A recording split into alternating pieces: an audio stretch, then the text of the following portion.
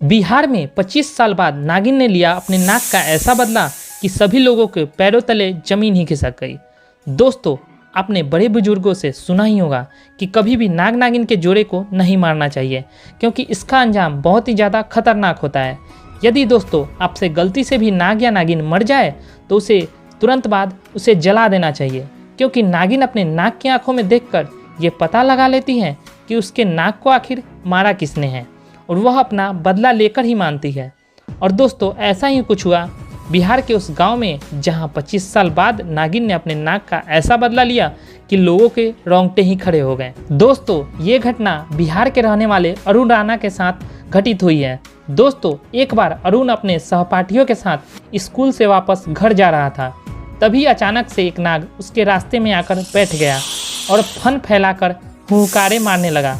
ये देखकर अरुण के साथ घर वापस जा रहे सहपाठी काफ़ी डर गए और वहाँ से भागने लगे, लेकिन कुछ सहपाठी वहाँ खड़े रहे और अरुण को वापस मुड़कर चलने को कहने लगे।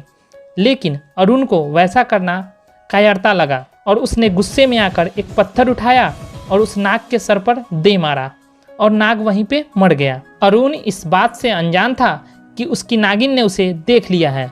दोस्तों, इसके बाद अरुण ने उस नाग को उठाकर झाड़ियों में फेंक दिया और अपने घर चला गया। दोस्तों, जब वो नागिन अपने नाग के पास गई तो अपने नाग को खून से लथपथ देखकर वो नागिन गुस्से में लाल पीली हो गई और अपना सर जमीन पर मारने लगी। और इसके बाद नागिन ने अपने नाग के शरीर को एक जगह पर रख दिया और अपने नाग का बदला लेने के लिए अरुण को ढूंढना शुरू कर दिया। जब नागिन अरुण के गांव में उसके घर के पास जा पहुंची तो वो अपनी मौसी के साथ एक कार के सामने खड़ा हुआ था।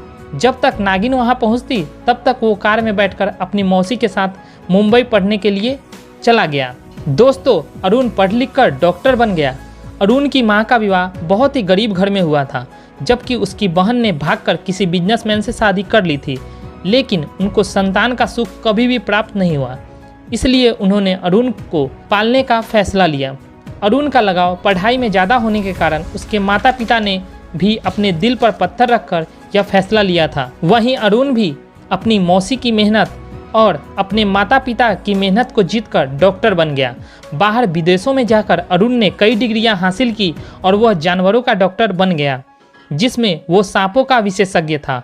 दोस्तों, जब 25 साल के बाद अरुण ने अपने मौसा मौसी के साथ गांव आने का फैसला लिया तो उसको देखकर सभी गांववासी स्वागत उसका करने लगे।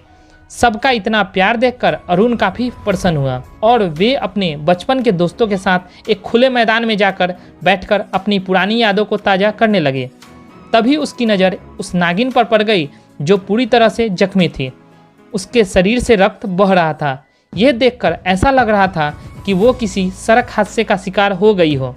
जैसे ही अरुण ने उस नागिन को देखा तो उससे रहा नहीं गया और वह अपने घर गया और वहाँ से उसको पकड़ने का औजार लेकर आया और उसको भी बेहोशी का इंजेक्शन लगाकर इलाज करने लगा। 3 दिनों तक उसका इलाज करने के बाद वह पूरी तरह से स्वस्थ हो गई। लेकिन नागिन की आंखों में तो अरुण की फ़ोटो छपी हुई थी, तो उसने तुरंत ही अरुण को पहचान लिया। दोस्तों, जैसे ही अरुण ने उस नागिन को उठाकर बाहर छोड़ा तो उस नागिन ने तुरंत ही अरुण के पैरों को डस लिया। अरुण को डसते ही नागिन तुरंत वहाँ से चली गई और कुछ देर के बाद ही अरुण की मौत हो गई। इस कहानी ने यह साबित कर दिया कि नागिन अपने नाग का बदला जरूर लेती है, चाहे उसे अपना बदला लेने के लिए कितने भी जन्म क्यों न लेना पड़े। दोस्तों, अगर आपको वीडियो अच्छी लगी तो वीडियो को एक लाइक ज़रूर करें और साथ ही साथ इस चैनल पे पहली बार विजिट किए हैं तो इस चैनल को सब्सक्राइब कर बेल आइकन ज़रूर प्रेस कर दें, ताकि मैं जो भी वीडियो अपलोड करूँ उसकी नोटिफिकेशन सबसे पहले आप तक पहुँचे। तो मिलते हैं फ्रेंड्स एक नई वीडियो के साथ, तब तक के लिए थैंक यू।